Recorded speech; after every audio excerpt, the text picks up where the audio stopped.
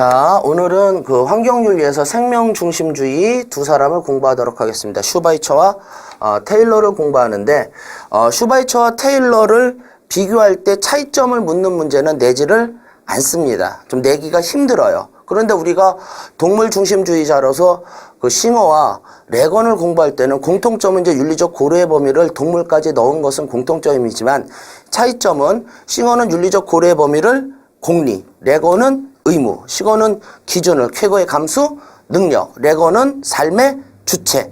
그런 차이점을 가지고 문제를 내요. 그 정도가 좀 심화된 문제라면은 일단 슈바이처와 테일러는 그런 식의 비교의 문제는 내지 않습니다. 왜냐하면은 그 이론의 어떤 전개가 서로 대립시키려고 했던 것이 아니라 슈바이처가 생명이라는 것을 윤리적 고려에 넣자고 최초로 주장하신 분이고, 그분의 이론을 학문적으로 논리적으로 체계화시키는 분이 테일러예요.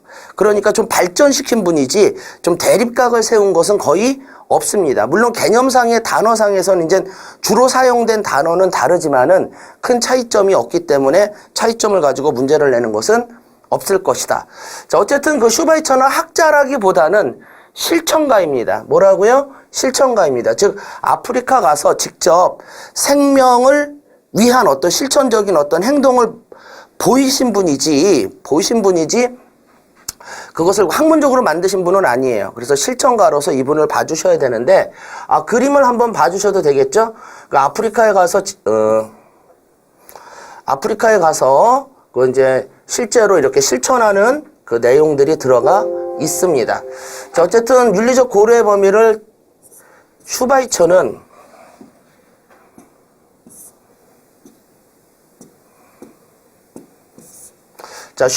윤리적 고려의 범위를 생명까지 확대시켰는데, 그러니까 여기 동물, 그 다음에 어디?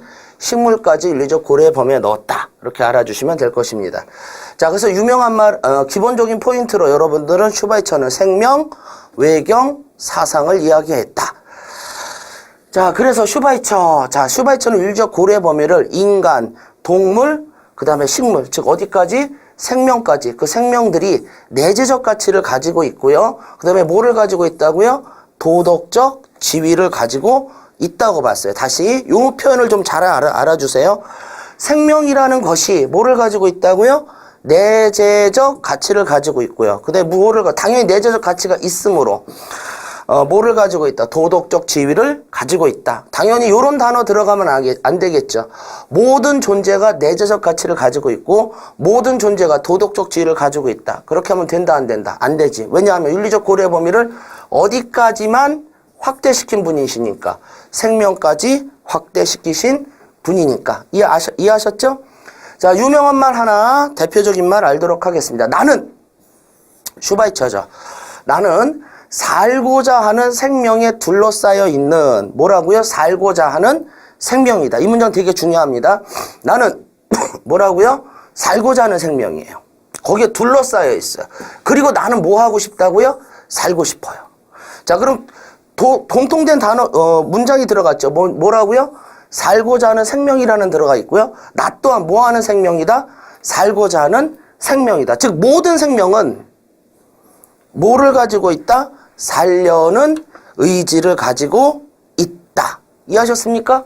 자, 모든 생명이 살려는 의지를 가지고 있으므로 모든 생명은 어떻다고요? 동등하대요.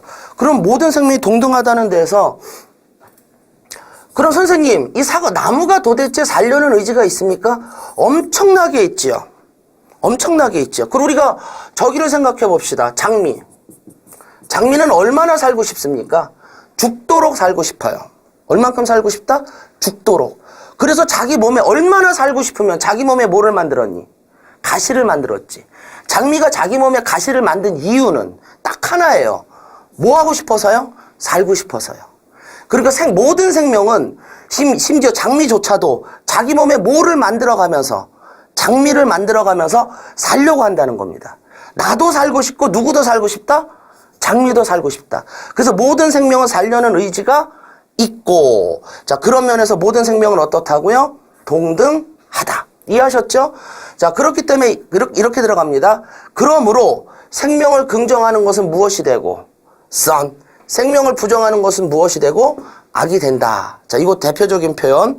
자, 테일러는 어려운 내용 안 들어갑니다. 이게 사실은 다예요. 자, 그래서 일단 테일러는 생명의 동등성을 이야기했습니다. 그래서 기본적으로 인간, 동물, 식물은 살려는 의지가 있기 때문에 동등하고 그러므로 생명에는 위계가 있다 없다?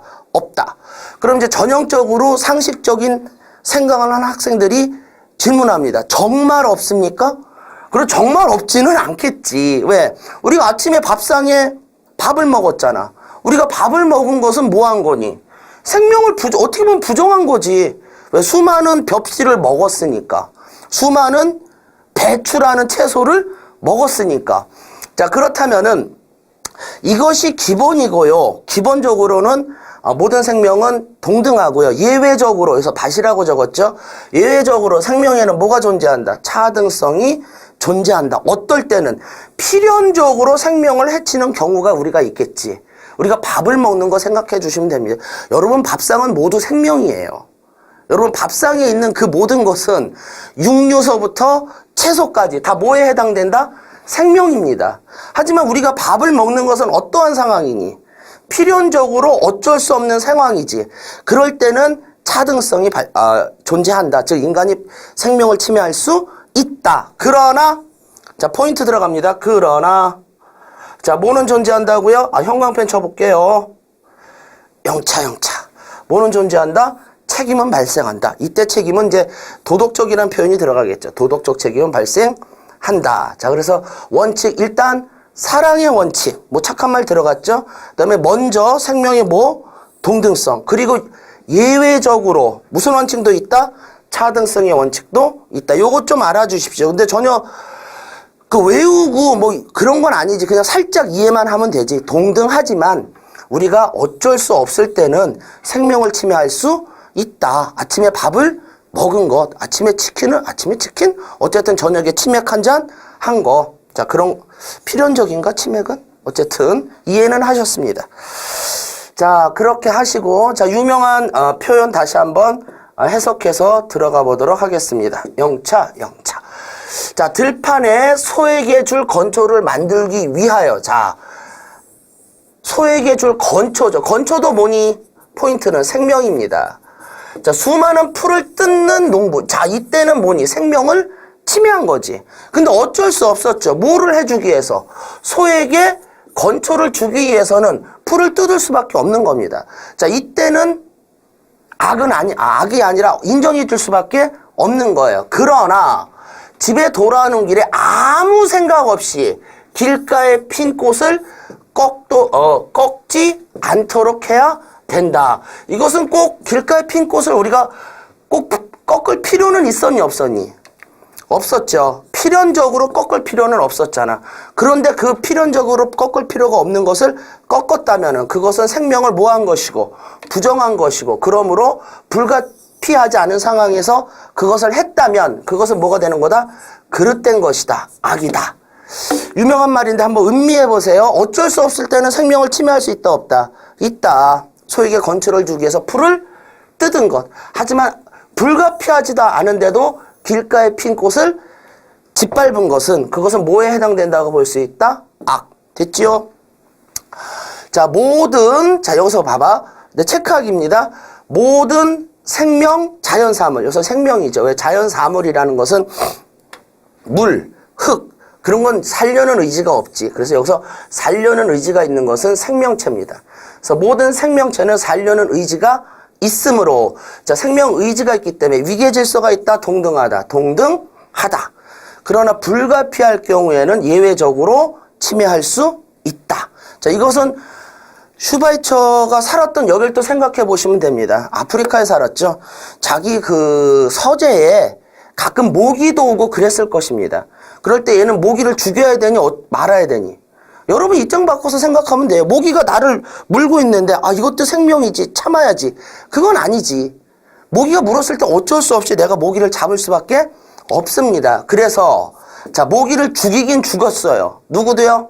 슈바이처도. 그러나 한 번 더 생각하고 죽였어요. 내가 정말 이 모기를 죽여야만 하는가. 그리고 그 죽인 행위에 대해서 나름대로 도덕적 책임의식을 조금 느꼈답니다. 그래서 그 슈바이처가 제일 싫어한 게 뭐냐면은 모기를 죽이는 그 것이 아니라 어쩔 수 없이 내 몸에 모기가 물 때는 어쩔 수 없이 죽여야겠지만 막 살충제로 막 모기를 대량적으로 죽이는 행위들 그런 것들은 좀 슈바이처는 부정적으로 다가갔다. 그렇게 봐주시면 좋을 것입니다.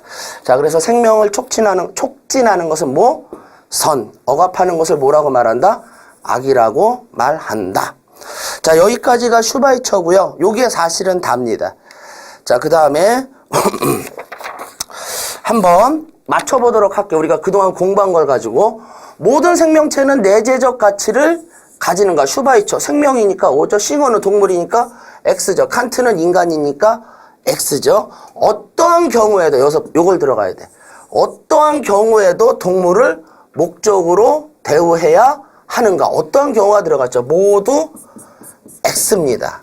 자, 예외적으로 동물을 수단으로 사용할 수 있지요. 슈바이처 같은 경우도 동물을 수단으로 사용할 수 있고 싱어도 어떠한 경우는 아니에요. 예외적인 상황에서는 우리가 육식이 허락되니까 칸트는 그냥 인간 중심주의자니까 틀렸구나. 그렇게 봐주시면 됩니다. 자, 동물을 도덕적 행위의 주체로 인정하고 자, 이건 다 틀렸죠.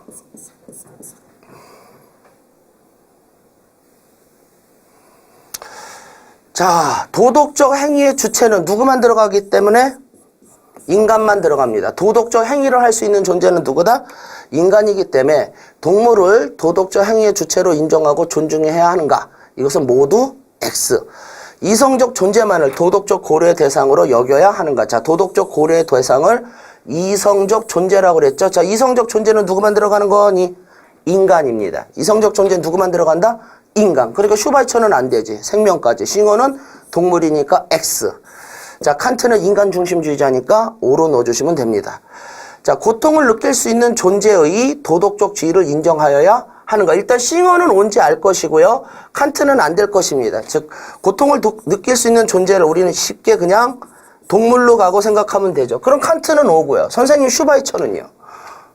자, 얘는 고통 느끼지 못하지만 어쨌든 슈바이처도 동물을 포함한 식물이니까 당연히 동물 플러스 슈바이처는 식물이니까 슈바이처도 O가 된다고 봐주셔야 하십니다.